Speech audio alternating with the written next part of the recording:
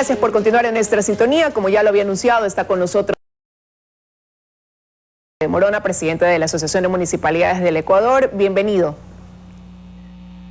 Muchas gracias, Liz. Un cordial saludo a usted y al pueblo ecuatoriano. Gracias a usted por estar aquí con nosotros esta mañana. Bueno, estamos ya a 2 días de concluir este 2021 y hay temas pendientes que guardan relación con AME y sobre todo en materia económica, ¿no? ¿Qué pasa con, una pregunta así latente ha sido durante este último tiempo, qué pasa con esa devolución del IVA? Se hizo ofrecimientos y se hicieron transferencias para municipios pequeños, si no me equivoco, 22 millones de dólares, era lo que hasta el momento conocíamos. Para municipios medianos también se iban a desembolsar 17 millones de dólares, postergando un poco más a los municipios grandes, ¿no? Siendo así, ¿cuáles son las cifras hoy pendientes en esa materia, ingeniero? Bien, muchas gracias, Liz. En la proforma presupuestaria de este año se hizo constar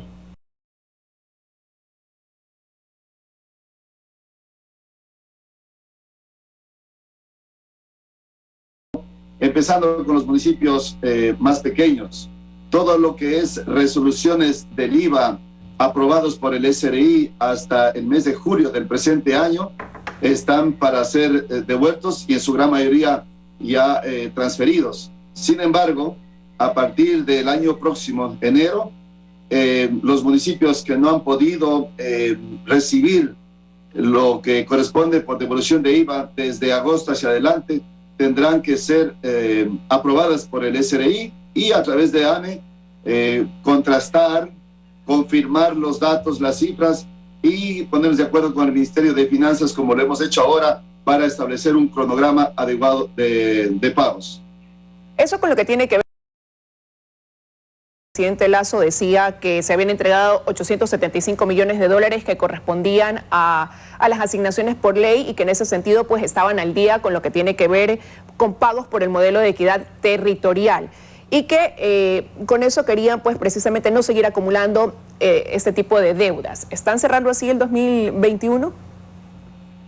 Por el concepto de la Ley de Equidad Territorial, el Gobierno Nacional hasta la fecha, en este año, ha entregado 1.607 millones de dólares. Yo tengo que reconocer que el Gobierno Nacional ha hecho un esfuerzo importante para ponerse al día con todos los municipios. La dinámica de todos los municipios no es igual.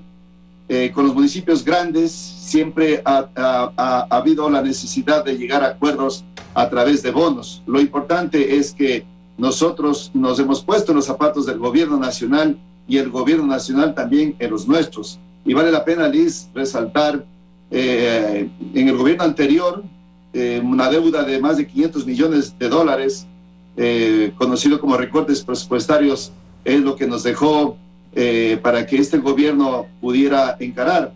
Hemos metido varias reuniones con el gobierno y dado que no nos hemos puesto de acuerdo, hemos pedido al gobierno nacional. A nosotros nos satisface que en el aniversario de AME, el presidente, el ministro de Finanzas, a través del Banco de Desarrollo, revisaron los cupos de crédito, mejoraron las tasas de interés y se amplió el plazo. Esa es una forma de llegar a un entendimiento en la situación tan crítica que estamos atravesando. Ahora, este año hubo algunos ofrecimientos que vale la pena evaluar cómo van en este proceso, cuáles se cumplieron, cuáles están pendientes o a lo mejor cuáles quedaron relegados y olvidados, ¿no? En octubre, por ejemplo, de este año mantuvieron una reunión con el vicepresidente Alfredo Borrero, donde hubo esta intención de firmar un convenio de cooperación interinstitucional para ampliar la infraestructura hospitalaria en el país, donde ustedes, como municipios, iban a colaborar con los terrenos y el gobierno con los estudios y ejecución de esas obras. ¿Cuánto se ha avanzado en eso para cristalizar ese ofrecimiento, sobre todo en medio de una situación sanitaria que atraviesa el país? Sí, yo creo que el tema es recursos, porque las obras se hacen con recursos, pero también se hace con voluntad. Y entonces, lo que hemos hecho a nivel de la Asociación de Municipalidades Ecuatorianas es un poco focalizar donde tenemos mayores problemas de atención hospitalaria, el tamaño de la población, la predisposición de los gobiernos locales, de los alcaldes, en el concepto de la minga, es decir, la contraprestación a través de terrenos, del compromiso de dotación de servicios básicos. Y yo entiendo que el vicepresidente de la República, Alfredo Borrero, tiene en su agenda, conjuntamente con la ministra de Salud, para que el año que viene, esperamos que en el primer trimestre, ya se haga conocer dónde se van a construir los primeros hospitales, o se va a ampliar o se va a mejorar la capacidad de instalada de dichos centros de atención médica hospitalaria. Pero ¿y ustedes como contraparte cuánto han avanzado? Porque ahí el compromiso era que como municipios ustedes facilitarían la parte, aportarían con terrenos. ¿Sí me escuchó? Ahí me escucha, ingeniero. Bueno, la última parte no la escuché muy bien. Le decía que del lado de ustedes, porque ya faltaría la respuesta, ¿no? Ya concreta, como usted decía, los recursos por parte del gobierno, pero del lado de ustedes, que el compromiso era aportar con terrenos, ¿cuánto se ha avanzado? ¿Cuál es quizás ese estudio que como AME tienen, por dónde se debería empezar? ¿Cuáles son las ciudades del país donde se debería arrancar ante la demanda de atención y que lo que hay hoy en infraestructura hospitalaria no alcanza? Bueno, en todo el país creo que hay en este momento la necesidad de mejorar, de ampliar la cobertura de los servicios hospitalarios. Ahí tenemos el caso de Santa Rosa, en la provincia del Oro, La Concordia, en Santo Domingo, Macas, en la provincia de Morona, Santiago. Pues en el caso que a mí me compete como alcalde del Cantón Morona, nosotros hemos planteado al Ministerio de Salud, al Gobierno Nacional, la dotación de un terreno y la contraprestación de una partida de al menos $2 billones conjuntamente con el Gobierno provincial como muestra de compromiso para poder mejorar los servicios, toda vez de que nos encontramos en una crisis sanitaria que no sabemos cómo va a terminar. Hay que prepararnos no solo para atender a los pacientes COVID, sino a los pacientes de enfermedades generales. Ahora, y precisamente hablando de este tema, enfrenta un incremento de casos de COVID-19 debido a la presencia también de la nueva variante Omicron. ¿Cómo están ustedes haciéndole frente como AME a esta situación que ya pues comienza también a encender ciertas alertas debido a lo que vemos también está pasando en otras partes del mundo, ¿no?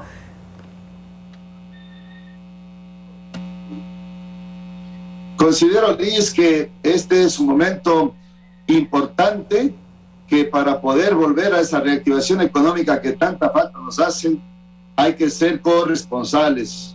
Y la palabra mágica, yo diría, en este momento es la unidad entre el gobierno nacional, la Asamblea Nacional, los gobiernos locales, los municipios y los ciudadanos. Lo que puede suceder es que tengamos que volver a un confinamiento si las cosas salen de control. Estamos viendo el comportamiento de Omicron en Europa, en los Estados Unidos, países del primer mundo. Por todo ello, nosotros hemos planteado en la reunión del COE Nacional a la ministra de Salud y al señor director ejecutivo o nacional del COE, que nos pongamos de acuerdo, que no es conveniente tirar la bolita de un lado a otro, porque este es el momento de tomar decisiones serias, responsables con la salud y la vida de los ciudadanos y decisiones menos políticas. Y en la última reunión que tuvimos en el COE, la resolución que salió justamente fue en base a esos diálogos, de que conjuntamente los municipios con el COE nacional podamos precautelar la salud y la vida y que busquemos la manera de restringir, de evitar este tipo de eventos públicos, privados, la aglomeración, espectáculos artísticos, etcétera.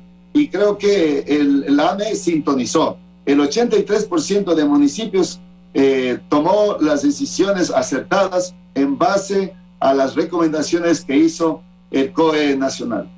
Ahora, pero sin embargo, ahí hay algo que queda quizás en el intermedio que ha sido punto de cuestionamiento, ¿no? Porque normalmente el COE nacional resuelve, toma sus decisiones y hace exhortos a los municipios, a los GATS. Y en el camino cada alcalde termina decidiendo si acoge o no esa recomendación en base a esa realidad que está enfrentando esa ciudad. Pero hay quienes cuestionan que desde AME debería haber una unidad de criterios porque a lo mejor la decisión que toma uno, el relajamiento que tiene la ciudad vecina puede ocasionar un problema para una ciudad que no está tan bien en su determinado momento en materia del COVID, ¿no? Entonces, ¿cuál es ahí la respuesta? Porque se dice que debería articular secciones desde la Asociación de Municipalidades a esas decisiones del COE. Sí, en esa línea, mi estimada Liz, al menos para el periodo de Navidad, que se veía que podía ser un momento muy difícil, ¿no? Dado que la gente se relaja, que de alguna manera apostándole a la reactivación económica, a la reactivación turística, pues nos descuidamos un poco de lo otro.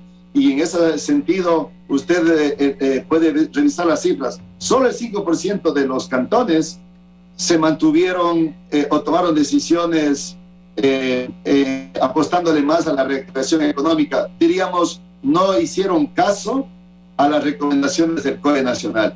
El 83% se allanaron o acogieron el exhorto, tal y cual recomendó el COE nacional. Y el 12% con algunas medidas un poco volubles, ¿no? Pero el balance es muy positivo. Y yo creo que diciembre, el periodo de año viejo y año nuevo, debemos mantenernos, porque yo creo que el gobierno nacional ha hecho un gran esfuerzo, haber vacunado ya a 12 millones de ciudadanos. Antes, usted recordará, Liz, el problema es que más hay vacunas. Lo importante es ahora pedir la colaboración, ya no solo de autoridades. Por ejemplo, en el caso de Morona Santiago, somos de las provincias que estamos con cifras más críticas en materia de vacunación. ¿Por qué? El 50% de la población es shuar, y la población shuar, de acuerdo a la cultura, a su idiosincrasia, considera que no es adecuado vacunarse. Entonces, ya desde el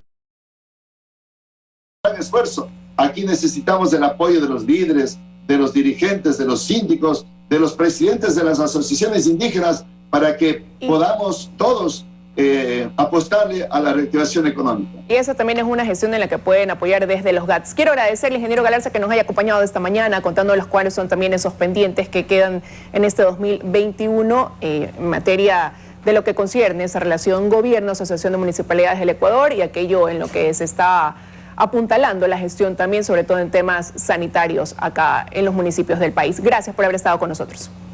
Decir la parte final, Liz, hemos pasado momentos muy difíciles, todos, momentos de tristeza, dolor, angustia, pero el futuro está en nuestras manos. Así es. Depende de lo que hagamos juntos, gobierno nacional, gobiernos locales y los ciudadanos. Un feliz año 2022 a todo el pueblo ecuatoriano, de manera particular a los 221 municipios, a los 221 alcaldes y alcaldesas del país. Gracias nuevamente, nos sumamos a ese deseo de feliz año. Con esto de aquí ya estamos concluyendo las entrevistas en los desayunos de 24 horas. Vamos a una pausa y luego a las noticias de la comunidad. Que tengan un buen día.